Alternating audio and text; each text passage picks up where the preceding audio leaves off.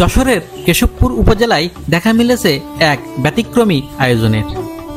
প্রতিদিন এখানে রান্না হয় প্রায় 4200 কেজি চাউলের ভাত। তবে মানুষ নয়, এই ভাত খায় মাছ। ভোর থেকে শুরু হয়ে সন্ধ্যা পর্যন্ত চলে এই বিশাল রান্নার কর্মযজ্ঞ। প্রতিটি তাওয়ালে একবারে রান্না হয় 380 কেজি করে চাউল। দিনে মোট 5 দফায় রান্না হয় প্রায় 4200 কেজি ভাত। রান্না শেষে এই ভাত নিয়ে যাওয়া হয় বিশাল ঘেরে, যেখানে হাজারো মাছ তৃপ্তিতে খায় সেই খাবার। কেশবপুর উপজেলার বিশিষ্ট মৎস্যখের ব্যবসায়ী সুলতান মোড়লের প্রায় 1200 বিঘা আয়তনের ঘেরে প্রতিদিনই চলে মাছের জন্য এমন মহাভোজের আয়োজন।